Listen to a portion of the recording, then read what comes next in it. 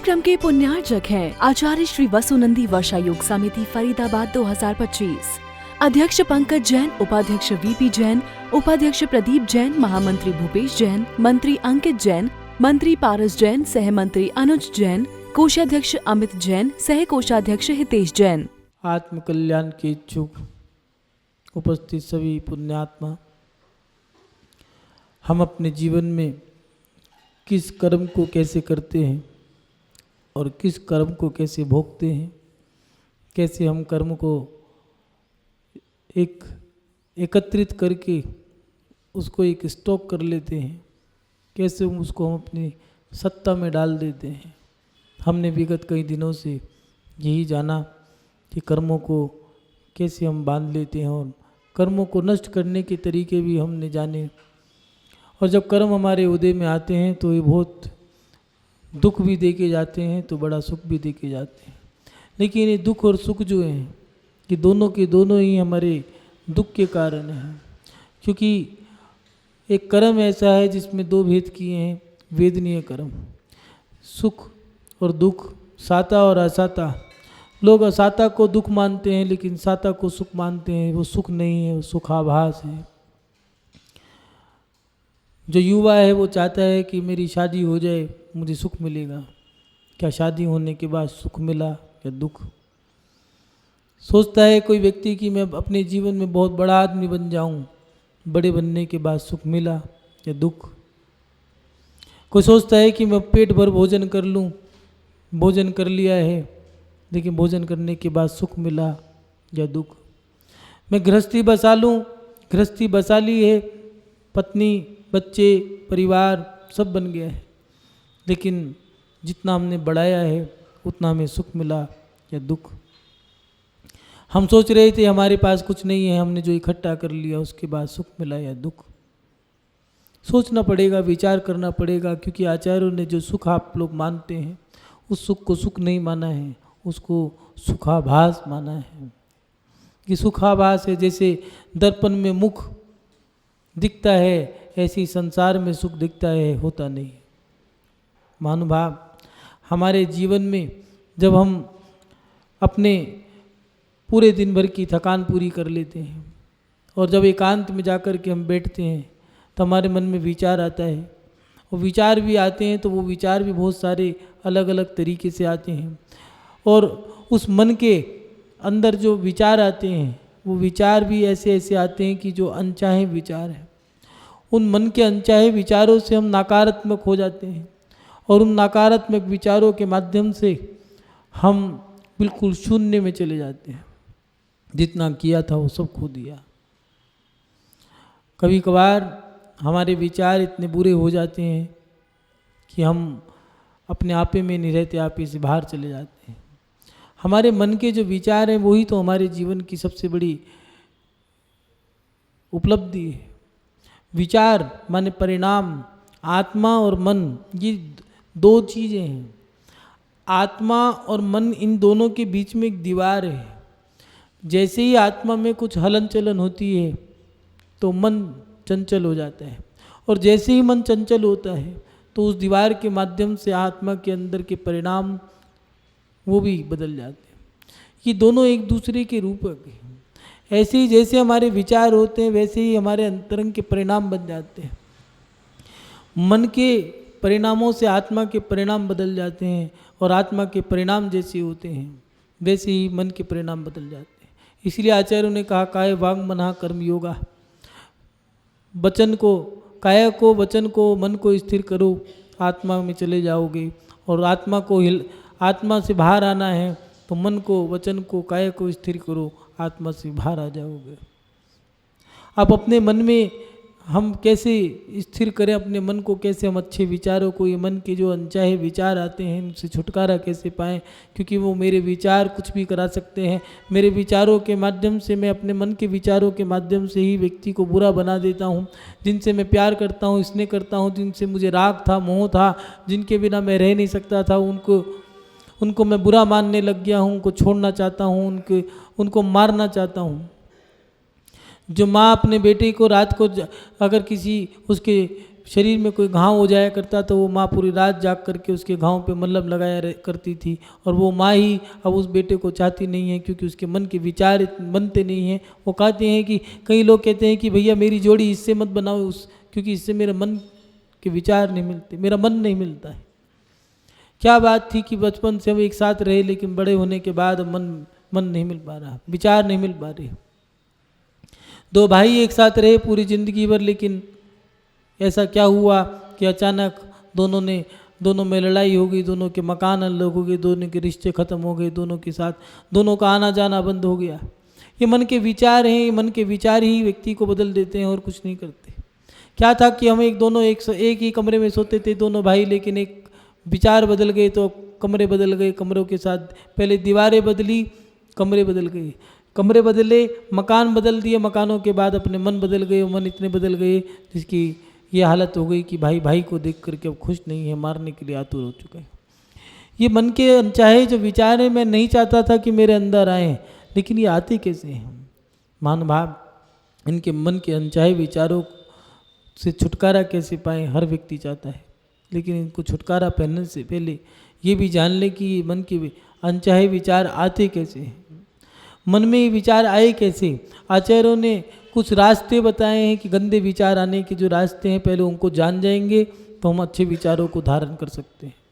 उस गंदे विचारों को आने से रोक दोगे तो तुम्हारे मन के विचार अच्छे हो जाएंगे। पहले ये देख ले कि गंदे विचार कैसे होते। हमारा मन का जो पावनता मन के अंदर है, पवित्र मन था जो हमारा, जब बच्चे थे तो पवित्र थे, बड़े हो गए तो अपवित्र कैसे हो गए मन से। कुछ विचार ऐसे आते हैं जो बहुत बुरे विचार, ऐसे विचार कि हमारे आत्मा के परिणामों को बदल देते हैं, हमारी क्रियाएं, हमारी एक्टिविटी, सब चीज़ बदल देते हैं। उसका कारण क्या है? तो सबसे पहले कारण यह है कि सही ज्ञान का ना होना, हमारा अविवेक, हमारे शास्त्रों का, सच्चे शास्त्रों का अध्ययन ना होना, वो हमारे अंतरंग में गंदे विचार पैदा करने का काम करता है। पहले के लोगों का अध्ययन शास्त्रों का ज़्यादा हुआ करता था और संसारिक किताबों का कम। परिणाम ये था, जैसे ही मन में गंदा विचार आता था कि मैं पर स्त्री के साथ सेवन करूं या पर पुरुष के साथ सेवन करूं, तो उसको वो याद करते थे। देखो सीता ने एक बार मर्यादा का उल्लंघन किया, पूरी ज़िंदगी भर उसको ये सहना पड़ा कि सीता रावण की पत्नी, वो सती सीता भी रावण के यहाँ रह के आई थी। जैसे ही कोई गंदे भाव आते थे तो उन अच्छे विचारों से, अच्छे ज्ञान के माध्यम से, हमारा जो सही ज्ञान था उस सही सच्चे ज्ञान के माध्यम से उन विचारों को बदल दिया करते थे, जिसको डेवलपमेंट कहते हैं। एकदम बदल दिया करते थे, सुनो ये गंदा है, पाप लगेगा, ये नहीं करना है। हमारा जो शास्त्रों का ज्ञान है, गुरु की शिक्षा है, उसके ना होने के कारण हमारे मन में गंदे विचार आते हैं। ये मन के अनचाहे विचार आने का कारण है हमारे सच्चे शास्त्रों का अध्ययन ना करना, क्योंकि उनके अध्ययन ना करने से हमें वो शिक्षा नहीं मिल पाती जो हमें मन के विचार रोकने के काम आती है। दूसरी बात ये परमष्टि की भक्ति ना होना। कई लोग ऐसे हैं, कई युवा ऐसे हैं, कई युवतियाँ ऐसी हैं, ना जाने कितने लोग हैं जो नास्तिक हैं, भगवान की भक्ति नहीं करते, पूरा दिन या तो मौज मस्ती में या फिर अपने परमात्मा के साथ सोने में खो देते हैं। पता नहीं कितने लोग होंगे जो भी रात्रि में सो गए हैं, सुबह उठने का टाइम 7 बजे, 8 बजे, 9 बजे, 10 बजे उनकी सुबह होती है, तो गांव के लोगों का आधा दिन बीत जाता है उस समय तक। ये उनकी नास्तिकता, उनको भगवान की पूजा नहीं करनी, भक्ति नहीं करनी, दान नहीं करना, त्याग नहीं करना, कोई संयम नहीं, कोई मन में, कोई जीवन उनका धर्म में है ही नहीं है, नास्तिक हैं। और उस नास्तिकता के कारण उनके मन में सवाल भरे हैं, इन सब से होगा क्या। वो एक एक सवालों को खोजते हैं कि इन सब से होगा क्या, और वो ज़िंदगी भर नकारात्मकता के साथ जीते हैं। उनके मन के विचार कभी अच्छे बन ही नहीं पाते, कारण उनके पास जो भगवान की भक्ति नहीं है। बूढ़ी महिलाएं अनपढ़ हुआ करती थी, बड़े बुजुर्ग अनपढ़ थे, लेकिन उनके चेहरे खिले हुए थे, मन में एक अलग ही उत्साह था, हर्ष, उल्लास, उमंग, आनंद। आज के लोग तो चेहरे को अच्छा दिखाने के लिए उस पर लिपापोती करते हैं, लेकिन पहले के लोगों के चेहरे खिले हुआ करते थे, अच्छे लगते थे, ग्लो आता था चेहरे से निकल करके, एक तेज आता था, लाल सुनहरा चेहरा होता था। कारण भगवान की भक्ति करते थे, गुरु की सेवा करते थे, उनसे आशीर्वाद लेते थे। देखना जो भगवान की पूजा पाठ करते हैं, मंदिर की पूजा धर्म ध्यान करते हैं, दान धर्म करते हैं, त्याग करते हैं, देखना उनका जीवन कुछ अलग ही मिलेगा। उनके जीवन में एक टारगेट है, उनके जीवन में एक लक्ष्य है। क्या करना है? सुबह उठ करके पहले भगवान के पास जाना है, फिर क्या करना है? फिर हमें अपने जीवन में अच्छा बनने का प्रयास करना है, और फिर क्या करना है? फिर हमें अपने जीवन में संसार को जीने का काम करने हैं। उनके पास एक लक्ष्य है। एक नास्तिक व्यक्ति है, उसके पास कोई लक्ष्य नहीं है, जो मन में है वो कर दिया, लेकिन कर तो लेता है, संतुष्ट नहीं है। महानुभाव, हमारे जीवन में मन के अनचाहे विचार आने का कारण एक नास्तिकता भी है। उसके साथ साथ आचार्यों ने दिया है अच्छी संगति का ना होना। हमारे मन के विचारों में एक कारण ये भी बन सकता है कि जो अच्छी संगति ना हो। शराबी हैं आज के समय में, ढक्कन खोल करके बोतल में से वो पानी उड़ाने का एक शौक चल गया है। शैंपेन की बोतल, उसको जन्मदिन सालगिरह पे खोलने का एक शौक चल गया है। लेकिन याद रखना, शराब जो है एक ढक्कन से शुरू होती है। जुआ और शराब का एक नियम है, जुआ पाई से शुरू होता है, रुपया लगाओगे, और शराब ढक्कन से शुरू होती है, बोतल पे समाप्त होती है, और जुआ बर्बाद करके ख़त्म होता है। हमने जो उन लोगों की संगति कर ली थी, लग रहा था टशन है, बढ़िया से बढ़िया धुआं उड़ाने का हमें शौक पड़ गया, मुंह में खुशबू होनी चाहिए इसलिए गुटखा खाने का शौक पाल लिया। ये शौक नहीं है, इनको ऐब कहते हैं, इनको नशेड़ी और नशे वाले व्यक्ति कहते हैं। हमने उन लोगों की संगतें पाल ली, और उस संगत का फल क्या मिला? हमारे जीवन में, हमारे मन के अंदर अब एक कसक रहती है, काश मैं भी एक अच्छा आदमी बन सकता। शराबी व्यक्ति, शराब पीने वाला व्यक्ति दूध पीने वाले व्यक्ति के साथ नहीं बैठेगा। क्यों? क्योंकि उसकी बेइज्जती होती है, लोग उसे इज्जत से नहीं देखते, इसलिए जो भी बुरा व्यक्ति होगा वो कहेगा तू भी पी। क्यों? क्योंकि तू पिएगा तो मैं सुरक्षित रहूँगा, नहीं तो लोग मुझे शराबी कहेंगे और तुझे पुजारी कहेंगे। ये बुरी संगति हमारे मन के अंदर के विचार खराब करती है, अंदर एक हीन भावना पैदा कर देती है। और वो बुरी संगति शराब की, जुए की ही नहीं, और भी हो सकती है। एक लड़की अपने जीवन में किसी लड़के से प्रेम करने लग गई है, वो अपने माँ बाप को धोखा दे करके किसी लड़के के साथ भाग जाती है। एक लड़का अपने माता पिता की मन की पसंद के बिना शादी करके आ तो गया, लेकिन ज़िंदगी भर उसके मन में कसक रहती है कि मैंने अपने माता पिता को दुख दिया है, मैंने वो काम नहीं किया जो मेरे माता पिता चाहते थे। शादी तो मैंने कर ली, गृहस्थी तो मैंने बसा ली, लेकिन मैं अपने माता पिता को सुख नहीं दे पाया। सब कुछ है उसके पास, धन दौलत है, माता पिता है, पत्नी है, बच्चे हैं, परिवार है खुद, और उसके साथ साथ गाड़ी घोड़ा, बैंक बैलेंस, नौकरी छोकरी, सब कुछ उसे मिल गया, लेकिन उसके मन में शांति नहीं है। क्यों? क्योंकि मैंने अपने जीवन में ऐसा एक पाप कर दिया, मैं अपने माँ बाप को सुख नहीं दे पाया। ये बुरी संगति हमारे मन के अंदर अनचाहे विचार छोड़ के चली जाती है। आज युवा पीढ़ी, उसको यही नहीं पता हमें कैसी संगति बनानी है। बस हमें एक पढ़ने के लिए सहयोग चाहिए, एक साथी चाहिए, उस साथी की आवश्यकता है, वो साथी कैसा भी हो, चाहे बुरा हो चाहे अच्छा हो, मेरी मदद कर दे। क्यों? क्योंकि मुझे अच्छे से अच्छी नौकरी चाहिए। पहले के लोग संस्कारों को महत्ता देते थे, विचारों को महत्ता देते थे। आज की नई पीढ़ी पैसे को महत्ता देती है। आज की नई पीढ़ी कहती है कि मुझे पैसा चाहिए, और पैसे का मदद करने वाला, चाहे वो बुरा आदमी हो चाहे अच्छा आदमी हो, मेरी मदद कर दे।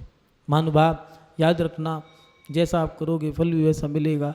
आपकी मदद तो कर दी है, वो संगति आपकी जो बन गई है, उसका परिणाम कहीं ऐसा तो नहीं है कि आपके पास पैसा तो बहुत अच्छा आ रहा है, लेकिन मन के अंदर शांति एक रुपए की भी नहीं, एक कौड़ी की शांति नहीं मिल पा रही। इतिहास उठा के देखना, आप अपने जीवन को जो जी रहे हो, जब आप पे कुछ नहीं था आप कैसे थे, और आप पे आज बहुत कुछ है आप कैसे हो।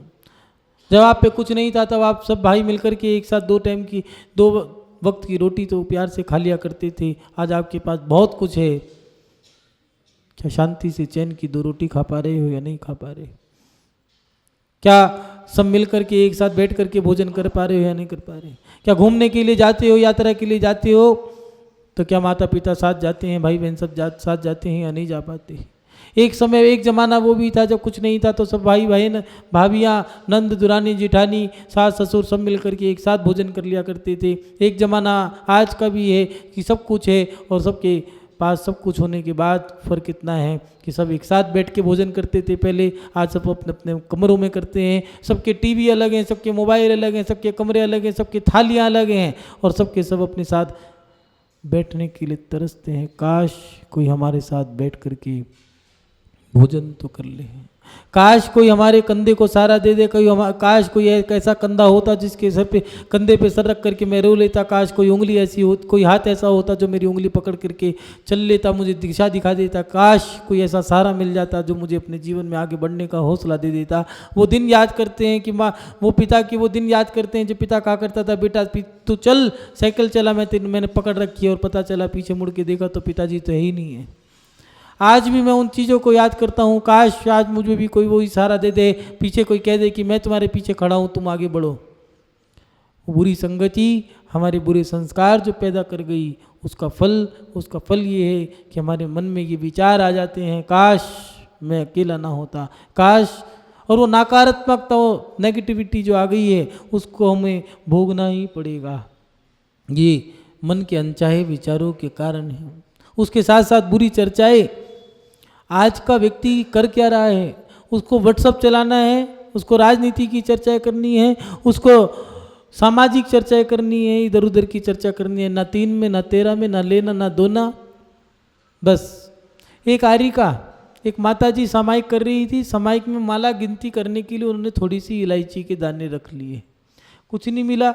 कुछ लोग इलायची चढ़ा के चले गए, उन्होंने इलायची के दाने रख लिए। 12 माला पूरी होने के बाद, पूर्व पे माला गिनती थी, 12 माला पूरी होने के बाद एक इलायची चढ़ा देती थी, और जिससे कि उनकी गिनती हो जा करती थी।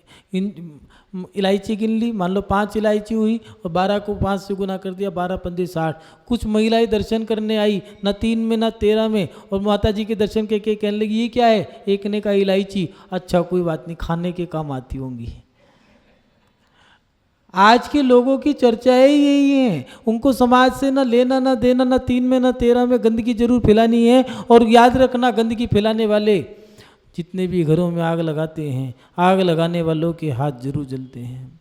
गंदगी फैलाओगे तो मन के विचार भी गंदे होंगे। समाजों में जो गंदगी फैलाने वाले हैं, फूट डालने वाले हैं, राजनीति की चर्चा करने वाले हैं, उनके मन के विचार कभी अच्छे नहीं हो सकते। जिंदगी में वो कभी भी एकांत में बैठ करके भी शांति को प्राप्त नहीं कर सकते। इसलिए आचार्यों ने कहा है, जो मन के विचार हैं, अनचाहे विचारों को अगर रोकना है तो इन कार्यों को रोकना पड़ेगा। इसके साथ साथ इधर उधर की चर्चाएं करना, दूसरे पे दोषारोपण लगा देना। अगर किसी की बेटी रहने के लिए आ गई 2 दिन 10 दिन के लिए, अपन तो अपनी बेटी को रहने के लिए, बहू को रहने के लिए 2 दिन के लिए 4 दिन के लिए भेजते, किसी ने महीने भर को बुला ली है रहने के लिए, तो फिर सामने वाले की सोच कैसी है। इतनी गंदी सोच है, ना 3 में ना 13 में, मात्र इतनी गंदी सोच लेके पैदा हुए। उसने पहले से सुनो, लगता है इसको छोड़ दिया,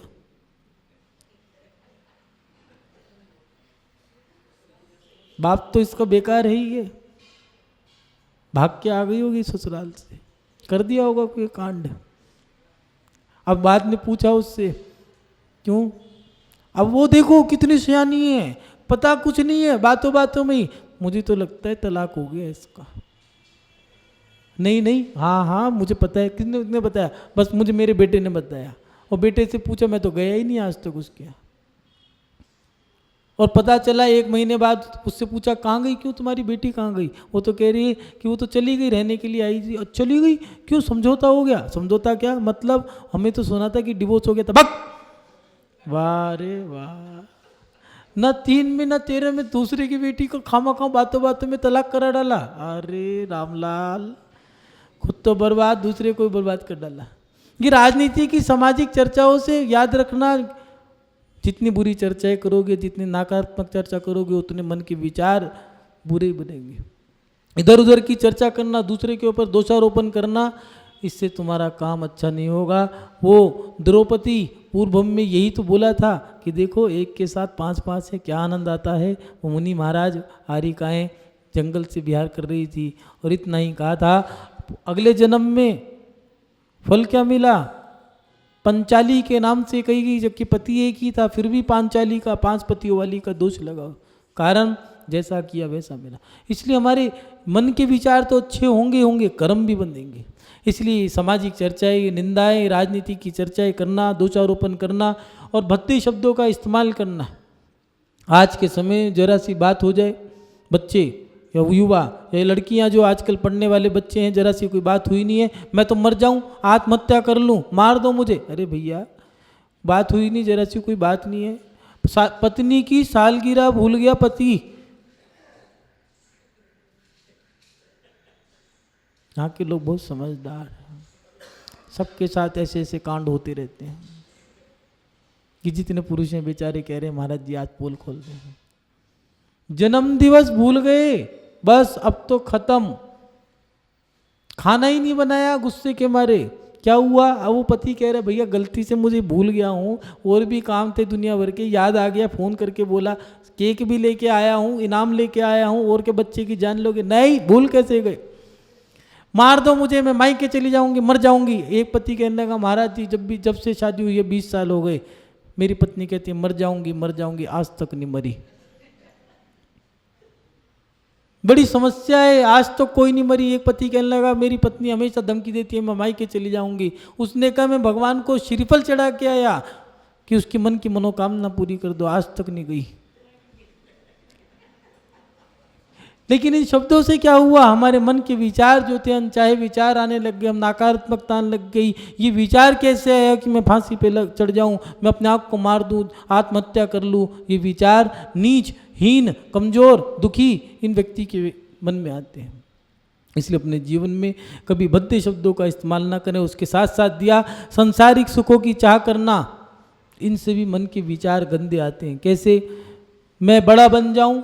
जो छोटे छोटे बच्चे होते हैं वो चाहते हैं कि हम जल्दी से भगवान बड़े बन जाएं, हम भी पापा की तरह गाड़ी में घूमें, हम भी मम्मी की तरह घर में खाना बनाएंगे। इन रसोई के जो छोटे छोटे खिलौने वाले बर्तन आते हैं, इनके कुकर में कुछ आता ही नहीं है, वो चाहते हैं कि जल्दी से बड़े बन जाएं। और जब वो बड़े बन जाते हैं तो बड़े बनने के बाद कहते हैं कि हे भगवान वो दिन बहुत अच्छे थे जब हम छोटे से थे, मम्मी के हाँ वो मुंह फाड़ दिया करते थे, रोने का नाटक कर दिया करते थे तो खाने को मिल जाया करता था, और हाथ खोल दिया करते तो किसी की गोदी मिल जाया करती थी। अब वो सोचते रह जाते हैं। लेकिन याद रखना, बड़े बनने के बाद बचपन याद आता है, और बचपन बनने के बाद बचपने में बड़प्पन याद आता है। लेकिन सुख न बड़प्पन में है न बचपने में है। इसलिए जो हमारे मन के अरमान है मैं बड़ा बन जाऊं, मैं बहुत बड़ा बन जाऊं, बड़ा बनने के बाद भी सुख नहीं मिलता। और छोटे जो हैं वो एक बार को छोटा व्यक्ति तो जी लेता है, वो सोचता है अगर घर का दरवाज़ा खुला छोड़ गया तो उससे कहा किसी ने कहा चोरी हो जाएगी, अरे क्या लेके जाएगा, भगवान की माला रखी है जाप जपने की, मैं तो चाहता हूँ चोरी हो जाए, वो भी राम नाम जप लेगा। ये गरीब तो एक बार को खुश हो सकता है। इसलिए अपने जीवन में सांसारिक सुखों की चाह ना करो, जितना चाहोगे उतना दुखी होते जाओगे। जो तुम्हारे भाग्य में है, याद रखना है 4 उंगल का जो तुम्हारा नसीब है, 4 उंगल की तुम्हारी किस्मत जहाँ लिखी है उस किस्मत को कोई चुरा नहीं सकता। जो तुम्हारे भाग्य में लिखा है उसे कोई छीन नहीं सकता, और जो तुम्हारे भाग्य में नहीं लिखा उसे भगवान भी आ जाए तो दे नहीं सकता। इसलिए अपने जीवन में सांसारिक सुखों की इच्छा मत करो, अपना पुरुषार्थ करो, जो फल तुम्हें मिलना है वो मिल के रहेगा। गीता में श्री कृष्ण जी ने कहा अर्जुन अपने जीवन में पुरुषार्थ करो, कर्म करो, फल की इच्छा छोड़ दो, जो होगा वो मिलेगा और जो नहीं मिलना है वो नहीं मिल सकता। मान भाव, ये कारण है हमारे मन के अंदर अनचाहे विचारों के आने का। अब इनको दूर करने का उपाय क्या है? तो आचार्यों ने समाधि भक्ति के अंदर एक गाथा दी है, 2 नंबर की गाथा है। उसमें दिया उन्होंने शास्त्राभ्यासो जिनपतिनुति संगति सवदारे सद्वर्तानां गुणगुणथा दोषवादे च मौनम सर्वस्यापि प्रियतो चो भावना चत्तत्वे सप्पद्धंता मम मम भवे याव देवते पौर्गा। आचार्य भगवंतों ने लिखा कि हे प्रभु, जब तक मुझे उत्तम मुक्ति पद की प्राप्ति नहीं हो तब तक इन इष्ट वस्तुओं की प्राप्ति हो। क्या चीज़? शास्त्राभ्यासो जिनपतिनुति संगति सवदारे सद्वर्तानां गुणगुणथा दोषवादे च मौनम। ये चीज़ मुझे प्राप्त हो, मुझे उत्तम मुक्ति पद की प्राप्ति नहीं हो तब तक इन सब चीज़ों की वस्तुओं की प्राप्ति हो। क्या चाहिए? जन्म, हर जन्म में हो जिनागम का अभ्यास हो, हर जन्म में मैं शास्त्रों का अभ्यास करता रहूं, उसके साथ साथ पंच परमेष्टि को नमन करता रहूं। जिनेन्द्र भगवान, 5 परमेष्टि, हरिहंस सिद्धाचार्य, उपाध्याय, सर्व साधु, इनकी पूजा करता रहूं, भक्ति करता रहूं, शास्त्रों का अध्ययन सच्चे शास्त्र जो मुझे अध्ययन करने को मिल जाए तो उससे मेरा विवेक जागृत हो जाएगा। इसलिए मैं सच्चे शास्त्रों का अध्ययन करता रहूं, पंच प्रमिष्टि का स्मरण करता रहूं। उसके साथ साथ आर्यजन की संगति, अगर संगति मिले तो ये भगवान जो उत्तम पुरुष है, आर्य पुरुष है, उनकी संगति मिले। राजा महाराजा हो, चाहे वो कोई भी बड़ा धनाढ्य सेठ ही क्यों ना, मुझे उनकी संगति नहीं चाहिए। मुझे आर्य पुरुष चाहिए, और आर्य पुरुष वो होते हैं जो अपने जीवन में संयम के साथ जीते हैं, जो अपने जीवन में धर्म और ध्यान के साथ जीते हैं, जो अनुशासित होते हैं, मर्यादित होते हैं, धर्म और कर्म को साथ लेकर के चलते हैं। ऐसे उन आर्य जनों की संगति मुझे प्राप्त हो। सज्जनों की गुण कथा अगर मैं चर्चा करूं तो सज्जनों की चर्चा करूं, उनके गुणों की चर्चा करूं। आदिनाथ भगवान हो, चाहे महावीर स्वामी हो, चाहे मुनिराज हो, चाहे त्यागी व्रती हो, महाव्रती हो, उनके गुणों की चर्चा करूं। उनसे आगे मैं कोई चर्चा नहीं हूँ। चर्चा करनी हो तो मैं ये करूं, क्या उनकी साधना थी, क्या उन्होंने उपसर्ग सहन किया, मैं उपसर्ग करने वाले की नहीं, मैं उपसर्ग सहन करने वाले की चर्चा करूं। ये चर्चा करके मैं अपने जीवन को जीऊँ। उसके साथ साथ दिया है दूसरों के दोष व विवाद में मैं मौन रहूं, किसी के दोषों की आलोचना या निंदा या ग्रह मेरे करने की आवश्यकता नहीं है। हे भगवान, मुझे अगर देना हो तो इतना देना कि मैं किसी के दोष हों या कोई विवाद हो रहा हो तो उस समय मैं मौन रहूं, मेरे मुख से कोई शब्द ना निकले, क्योंकि किसी के विवाद में, किसी के दोषारोपण में अगर मैं कुछ कहता हूँ तो मेरे कर्म बनते हैं। महानुभाव, इसके साथ साथ दिया हित मित प्रिय वचन और आत्म तत्व की भावना। ये मेरे मन से जो मेरे मन में अच्छे विचार आते हैं वो ये कारण है। इन सब कारणों के माध्यम से मन के अच्छे विचार बनते हैं। आज तीर्थंकर जो हैं, आप लोग पढ़ते होंगे, उसमें लिखा है 40 में, हित मित मीठे वचन उचरते, प्राणी मात्र का दुखड़ा हरते, मन हर मीठे वचन उचरते। मन को हरने वाले मीठे और जिनका हित मित कल्याण के लिए प्रिय वचन बोलने वाले से तीर्थंकरों के शब्द होते हैं।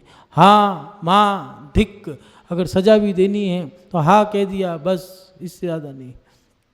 माँ कह दिया, हो गया, इससे ज़्यादा बोलते ही नहीं थे। ऐसे ही मोक्ष नहीं होता। मोक्ष जाने के लिए हमें बहुत पुरुषार्थ करना पड़ता है।